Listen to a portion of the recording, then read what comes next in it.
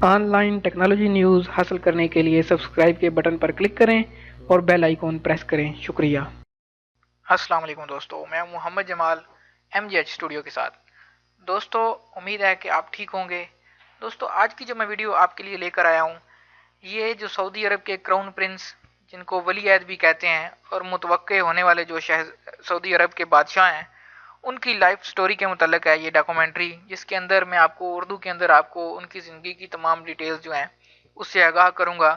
جیسا کہ آپ کو آج کل پتہ ہے کہ سعودی عرب کے اندر جو ہے وہ محمد بن سلمان جو ان کے کراؤن پرنس ہیں، ولی عہد ہیں، شہزادہ، تو ان کے نام کا ڈنکا جو ہے وہ بج رہا ہے ہر طرف۔ جو ہے وہ انہوں نے ایک نئے سسٹم سعودی عرب کے اندر لانچ کر دیے ہیں، نئے نئے قوانین بنا دیے ہیں، جس کے اندر جو ہے وہ سعودی عرب کو ایک نئی ڈگر کے اوپر لے کے جا رہے ہیں۔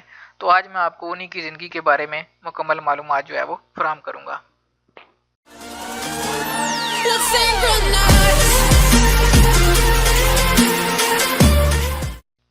جی تو دوستو، سعودی عرب کے ولی عہد شہزادہ سلمان محمد بن سلمان 13 اگست 1985 کو سعودی عرب کے دارالحکومت ریاض کے اندر پیدا ہوئے۔ ان کی والدہ کا نام جو ہے وہ فضا بنت فلاح بن سلطان ہے۔ ان کا تعلق سعودیہ کے ایک بااثر قبیلے اجمان سے ہے۔ اس قبیلے کے سردار راکان بن حیثم نامی بزرگ ہیں۔ بن سلمان جن کو محمد بن سلمان جن کا اصل نام ہے، میں ان کو بن سلمان کے نام سے بلاؤں گا، کی 2008 میں شادی ہوئی۔ ان کے 3 بچے ہیں اور ان کی زوجہ کا نام شہزادی سارہ بنت مشہور بن عبدالعزیز السعود ہے۔ محمد بن سلمان جو ہیں وہ سعودی عرب کے اندر ون وومن مین کے نام سے بھی مشہور ہیں، جس کی وجہ یہ ہے کہ انہوں نے آج تک صرف ایک شادی کی ہے۔ وہ کہتے ہیں کہ میں اپنی بیوی سے بہت زیادہ محبت کرتا ہوں، اس وجہ سے انہوں نے اب تک جس طرح سعودیوں کے اندر عام رواج ہے وہ 3 یا 4 یا 2 شادیاں کرتے ہیں، لیکن محمد بن سلمان نے ابھی تک ایک ہی شادی کی ہے، جس سے ان کے 3 بچے ہیں۔ اس لیے ان کو سعودی عرب کے اندر ون وومن مین کے نام سے بھی پکارا جاتا ہے۔ سعودی شاہی خاندان کی روایت یہ رہی ہے کہ وہ اپنے شہزادوں کو ہمیشہ تعلیم کے لیے یورپی ممالک، جن کے اندر برطانیہ، امریکہ یا دوسرے کینیڈا وغیرہ کے ممالک شامل ہیں، ان کے اندر بھیجتے ہیں۔ لیکن ان روایات کے برعکس محمد بن سلمان کی ساری تعلیم و تربیت جو ہے وہ مملکت کے اندر ہی ہوئی، یعنی کہ انہوں نے اپنی جو تمام تعلیم کے مراحل ہیں وہ سعودی عرب کے اندر رہ کر ہی مکمل کیے ہیں، اور انہوں نے اپنی ساری تعلیم جو ہے وہ سعودی سکولوں سے ہی حاصل کی ہے۔ محمد بن سلمان نے کنگ سعود یونیورسٹی سے قانون میں ڈگری حاصل کی ہوئی ہے۔ یونیورسٹی کی تعلیم سے قبل جو ان کا ثانویہ ہوتا ہے، جس کو ہم مطلب کالج لیول کی تعلیم کہتے ہیں، 12 سالہ تعلیم جو ہے وہ بھی ریاض ہی کے ایک سکول سے مکمل کی تھی، اور پرائمری کی تعلیم بھی جو ریاض ہی کے ایک مقامی سکول ہے وہاں سے انہوں نے حاصل کی تھی۔ اس لیے ان کی جو تمام تعلیم و تربیت ہے وہ سعودی عرب کے اندر ہی ہوئی ہے۔ اپنی تعلیم کے دوران وہ ہمیشہ ایک برائٹ سٹوڈنٹ رہے ہیں، اور انہوں نے ہمیشہ اچھے گریڈز وغیرہ حاصل کیے ہیں۔ اپنی تعلیم کے آخری ایام میں انہوں نے اپنے چند دوستوں کے ساتھ مل کر مسک کے نام سے ایک ادارہ بھی تشکیل دیا تھا، جس کا مقصد سعودی نوجوانوں کی خوبیوں کو اجاگر کرنا تھا۔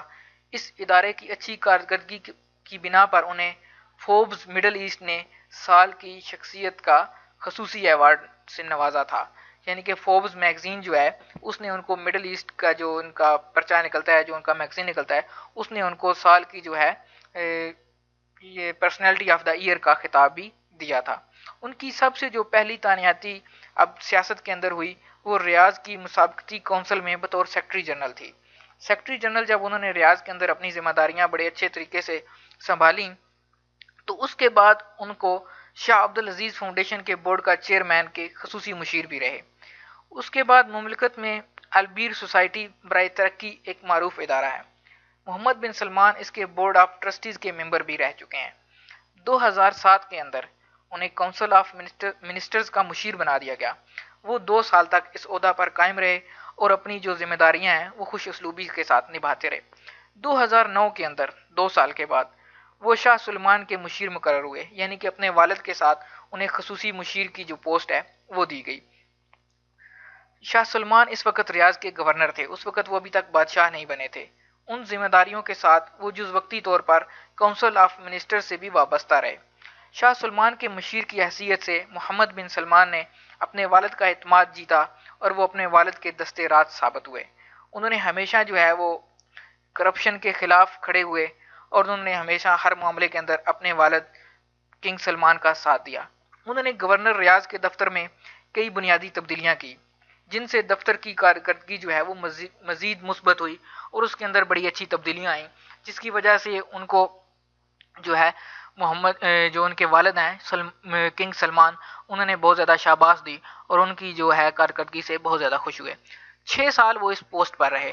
اس کے بعد 2015 میں جب شاہ سلمان نے سعودی عرب کا تخت سنبھالا، یعنی کہ کنگ عبداللہ کی وفات کے بعد جب شاہ سلمان بن سعود بن عبدالعزیز جو ہیں وہ کنگ بنے سعودی عرب کے، تو محمد بن سلمان کو وزیر دفاع اور نائب ولی عہد انہوں نے بنا دیا۔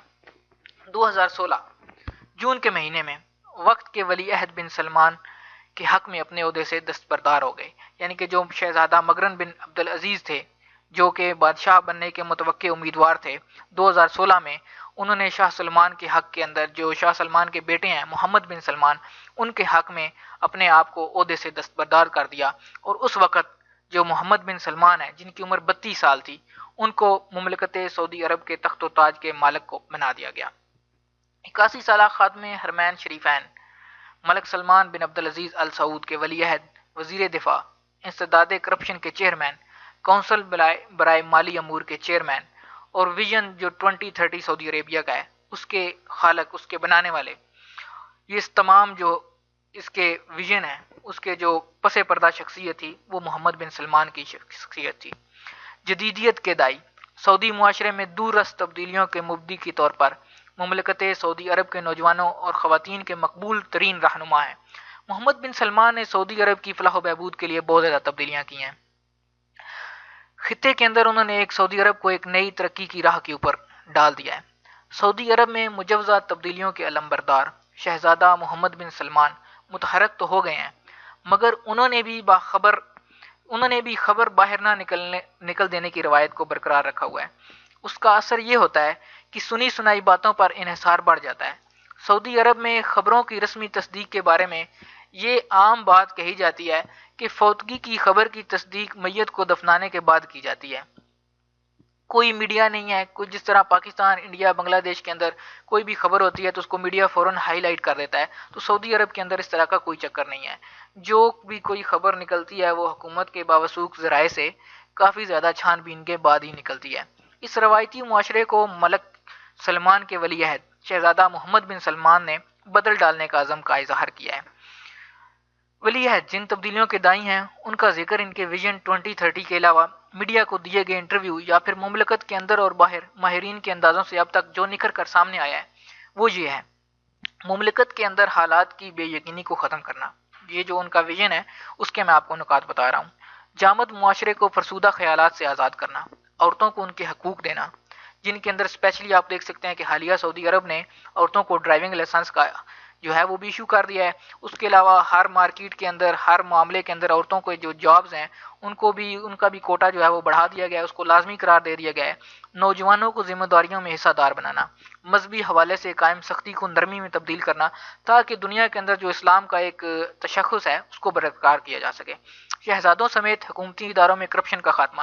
ابھی حالیہ ہی آپ دیکھ سکتے ہیں کہ شہزادہ محمد بن سلمان نے کرپشن کے خلاف ایک کمیٹی بنائی ہے شاہ سلمان نے، جس کا جو ہے ہیڈ وہ محمد بن سلمان خود ہیں، اور اس نے مزید جو ہیں کئی سعودی عرب کے شہزادے جن کے اندر بلینر جو ہیں سعودی عرب کے شہزادہ ولید بن طلال وہ بھی ہیں، ان کو بھی کرپشن کے الزام کے اندر گرفتار کر لیا ہے، اور ان سے بھی جو ہے وہ تمام پوچھ گچھ وغیرہ وہ جاری ہے۔ بدلتے معاشی حالات کے چیلنج کو قبول کر کے متبادل تلاش کرنا، مملکت اور علاقے میں انتہا پسندی اور جہادی تنظیموں کا قلعہ کما کرنا، مغرب میں پھیلی اسلامی انتہا پسندی کو لگام دینا، خطے میں ایران کے بڑھتے ہوئے اثر و رسوخ کو روکنا۔ اس ایجنڈے پر غور و خوض تو چند مہینوں سے جاری تھا، مگر آغاز کے طور پر یہ طے ہوا کہ ابتدا کرپشن کے خاتمے سے کی جائے۔ اس کا کام کی ابتدا خاتم الحرمین الشریفین نے اپنے ایک فرمان کے ذریعے فرمائی کہ انہوں نے ولی عہد محمد بن سلمان کی سربراہی میں ایک کمیٹی کو وسیع اختیارات دے کر یہ کام اس کے سپرد کر دیا۔ اس کمیٹی کی کارکردگی، اس کے اثرات، معیشت کے اس پر اثرات، ممکنات اور ناممکنات، مملکت کے اندر عوام پر اس کے اثرات، علاقے میں تبدیلی کے لوازمات اور ممکنہ رد عمل پر مختلف لوگوں اور ماہرین کی رائے مملکت کے اندر سے اور دنیا بھر سے پیش کی جائے گی۔ مگر آج میں آپ کو اتنا ہی محمد بن سلمان کا جو ذاتی تعارف ہے اس کے بارے میں نے آپ کو بتانا چاہتا تھا، اس کے بتایا۔ اس کے بعد آگے جو مزید اپڈیٹس آئیں گی تو میں آپ کو اس سے آگاہ کروں گا۔ دوستو، اگر یہ محمد بن سلمان پر آپ کو میری ڈاکومنٹری اچھی لگی ہے اور آپ چاہتے ہیں کہ میں اس طرح کی ڈاکومنٹریز اور شخصیات پر بھی بناؤں تو آپ کمنٹ کے اندر اپنی رائے سے آگاہ کرتے ہیں۔ اس ویڈیو کو لائک کریں، شیئر کریں، اور اگر ابھی تک آپ نے ایم جی ایچ اسٹوڈیو کو سبسکرائب نہیں کیا تو یہاں نظر آنے والے سبسکرائب کے بٹن پر کلک کر کے اس کو سبسکرائب کر لیں۔ یہ بالکل فری ہے، کوئی پیسے نہیں لگیں گے۔ اس کا فائدہ آپ کو یہ ہوگا کہ میں کوئی بھی ایسی ویڈیو، معلوماتی ویڈیو اپلوڈ کروں گا تو اس کی نوٹیفیکیشن آپ کو فوراً سے موصول ہو جائے گی اور آپ اس ویڈیو کو دیکھ کر اس سے محظوظ ہو سکیں گے۔ ویڈیو کو دیکھنے کے لیے دوستو شکریہ۔ ہنستے رہیں، خوش رہیں، آباد رہیں۔